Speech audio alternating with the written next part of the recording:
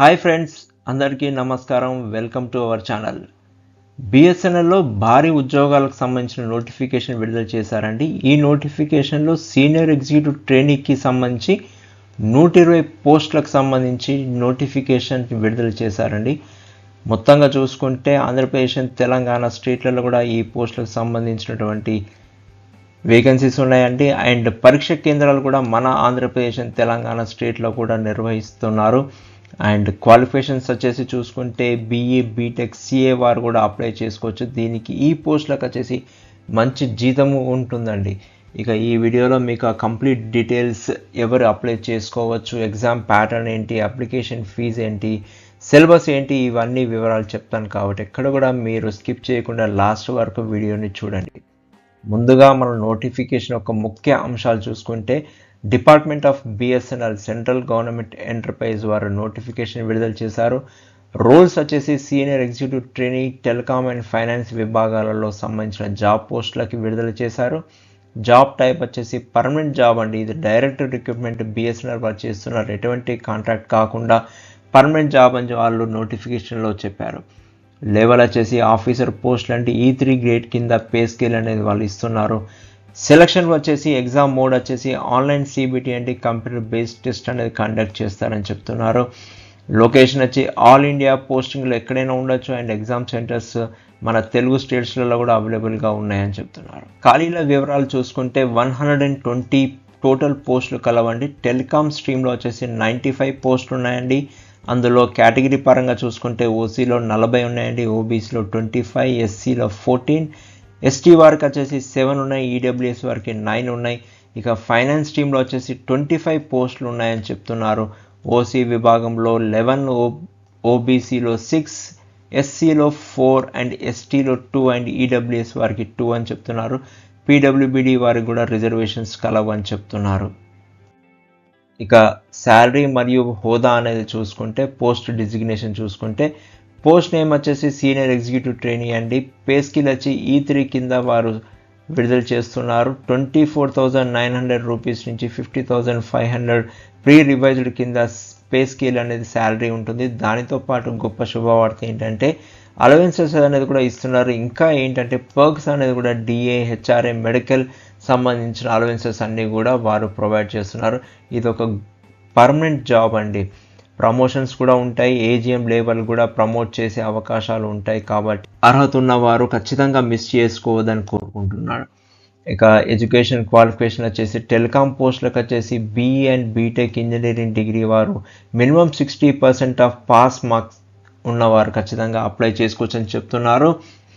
విభాగాలు చూసుకుంటే electronics and telecommunications చేసిన వారు, ఎలక్ట్రానిక్స్లో చేసిన వారు, కంప్యూటర్ సైన్స్ డిగ్రీ ఉన్నవారు, ఇన్ఫర్మేషన్ టెక్నాలజీ డిగ్రీ ఉన్నవారు, ఎలక్ట్రికల్ అండ్ ఇన్స్ట్రుమెంటేషన్ సంబంధించిన డిగ్రీస్ ఉన్నవారు 60% ఆఫ్ మార్క్స్తో పాస్ అయినంత వరకు కూడా ఈ పోస్టులకు అర్హులని చెప్తున్నారు. Or combination of these disciplines as a core with other associate emerging branches తోటి కూడా ఉన్నవారు కూడా అప్లై చేసుకోవచ్చు. Candidates must possess prerequisite education qualification from Indian institute or university నుంచి వాళ్ళు రెగ్యులర్ బేస్గా ఎవరైతే ఈ డిగ్రీలను పొందుతారో వారే అర్హులని చెప్పారు. ఇక విద్యార్హతలు ఫైనాన్స్కి సంబంధించినవి చూసుకుంటే CA, chartered accountant are CMA, cost and management account pass అయిన వారు ఈ క్వాలిఫికేషన్స్కి, ఈ పోస్టులకి అర్హులని చెప్తున్నారు. Qualification must be completed by the closing date of application అని చెప్తున్నారు. ఇక ఏజ్ లిమిట్ చూసుకుంటే మినిమం 21 ఇయర్స్ వారు అప్లై చేసుకోవచ్చు. అండ్ మ్యాక్సిమం ఏజ్ వచ్చేసి 30 ఇయర్స్ అని చెప్తున్నారు. ఇక ఏజ్ రిలాక్సేషన్ కూడా ఉందండి. యాజ్ పర్ గవర్నమెంట్ రూల్స్ ప్రకారం ఓబీసీ వారికి 3 ఇయర్స్ అండి, మ్యాక్సిమం 33 ఇయర్స్ అనేది కట్ ఆఫ్ అండి. ఎస్సీ ఎస్టీ వారికి రిలాక్సేషన్ వచ్చేసి 5 ఇయర్స్ అండి, మ్యాక్సిమం 35 ఇయర్స్ అనేది కట్ ఆఫ్ అండి. పీడబ్ల్యూబీడీ వారికి ఏజ్ రిలాక్సేషన్ అనేది 10 ఇయర్స్ అనేది ప్రొవైడ్ చేస్తున్నారండి. ఏజ్ క్యాలిక్యులేషన్ చేసేది వచ్చేసి క్లోజింగ్ డేట్ ఆఫ్ అప్లికేషన్కి క్లోజింగ్ డేట్ క్యాలిక్యులేట్ చేస్తారు. కాబట్టి మీరు కరెక్ట్గా క్యాలిక్యులేట్ చేసుకోవాలని కోరుకుంటారు. ఇక సెలక్షన్ ప్రాసెస్ చూసుకుంటే చాలా సింపుల్ సెలక్షన్ ప్రాసెస్ అండి. ఆన్లైన్ టెస్ట్ అనేది పెడతారండి. ఆ ఎగ్జామ్ కూడా కంప్యూటర్ బేస్డ్ టెస్ట్ ఉంటుందండి. తర్వాత డాక్యుమెంటేషన్ వెరిఫికేషన్ చేస్తారండి. ఈ డాక్యుమెంటేషన్ వెరిఫికేషన్లో అన్ని ఒరిజినల్ సర్టిఫికేట్స్ అనేది వెరిఫై చేస్తారు. కాబట్టి ఎవరైతే సెలెక్టివ్ క్యాండిడేట్స్ అవుతారో వారందరూ కూడా డాక్యుమెంటేషన్ వెరిఫికేషన్కి వెళ్ళే ముందు ఖచ్చితంగా వారి యొక్క ఒరిజినల్ డాక్యుమెంట్స్ తీసుకెళ్ళాలని కోరుకుంటున్నాను. ఇక మెడికల్ ఎగ్జామినేషన్ అనేది తర్వాత డాక్యుమెంట్ వెరిఫికేషన్ జరిగిన తర్వాత మెడికల్ ఎగ్జామినేషన్ జరుగుతుంది.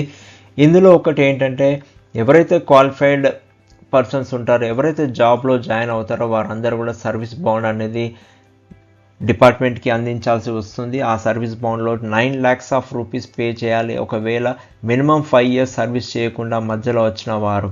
ఇది చాలా గుర్తుంచుకోవాల్సిన ఇంపార్టెంట్ పాయింట్ అండి.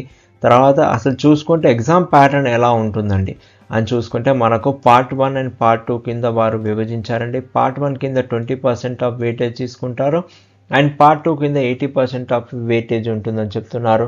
పార్ట్ 1 వచ్చేసి యాప్టిట్యూడ్ టెస్ట్ అండి. ఇందులో వచ్చేసి 40 క్వశ్చన్స్ ఉంటాయండి.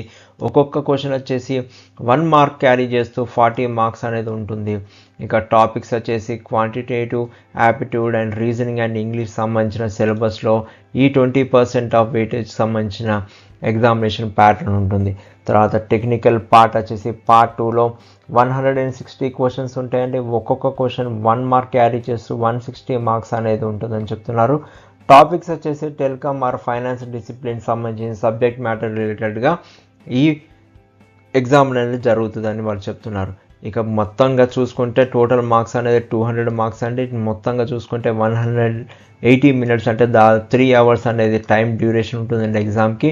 నెగిటివ్ మార్కింగ్ కూడా ఉంటుందని చెప్తున్నారు. కాబట్టి ఎవరైతే ఆన్సర్స్ మీద కాన్ఫిడెంట్ లేరో వారు దానిని వదిలేసి టిక్ పెట్టకుండా చేయడం అనేది చాలా ఇంపార్టెంట్ పాయింట్ అండి.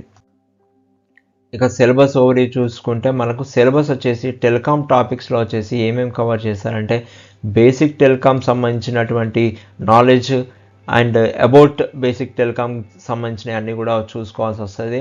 ఇక వైర్లెస్ 5G ఏంటి, ఎల్ఈటీకి సంబంధించిన నాలెడ్జ్ అనేది ఖచ్చితంగా మనం సిలబస్ ప్రిపేర్ అవ్వాలి.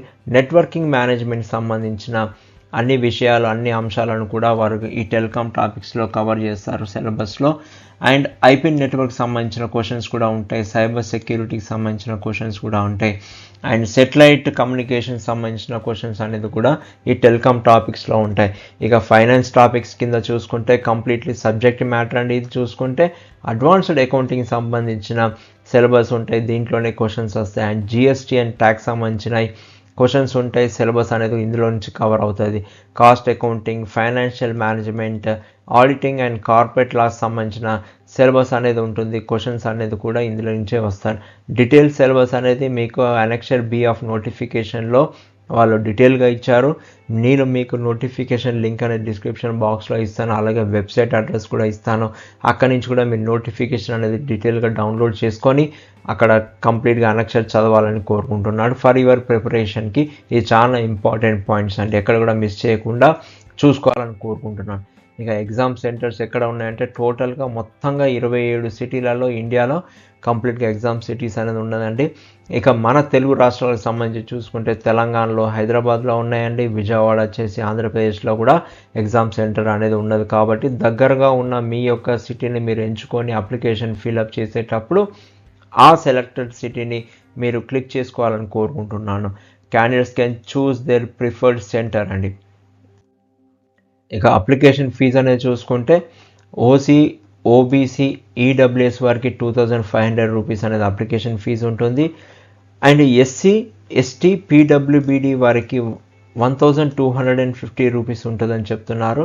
అండ్ ఆన్లైన్లోనే పేమెంట్ చేయాల్సి వస్తుందండి. ఇది నెట్ బ్యాంకింగ్ ద్వారా కానీ క్రెడిట్ కార్డ్, డెబిట్ కార్డ్ ద్వారా కానీ పేమెంట్ అనేది చేయాల్సి వస్తుందండి.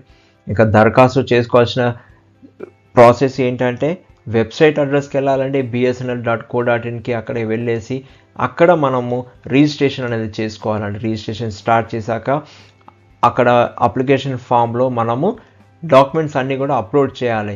ఏమేమి డాక్యుమెంట్స్ అప్లోడ్ చేయాలి అంటే మన యొక్క ఫోటో అండ్ సిగ్నేచర్ జేపీజీ మోడ్లో పెట్టుకొని స్కాన్ చేసుకొని పెట్టుకోవాలి ముందే, అప్లికేషన్ రిజిస్ట్రేషన్ స్టార్ట్ చేసే ప్రాసెస్ కంటే ముందే.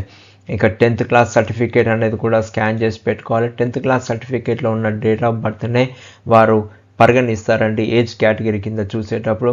ఇక డిగ్రీ అండ్ ప్రొఫెషనల్ సర్టిఫికేట్స్ అన్నీ కూడా మీ యొక్క ఎడ్యుకేషన్ సర్టిఫికేట్స్ అన్నీ కూడా యాజ్ పర్ ఎలిజిబిలిటీ ప్రకారం నోటిఫికేషన్లు ఇచ్చిన క్వాలిఫికేషన్స్ ప్రకారంగా మీరు స్కాన్ చేసుకొని ముందుగానే పెట్టుకోవాలి.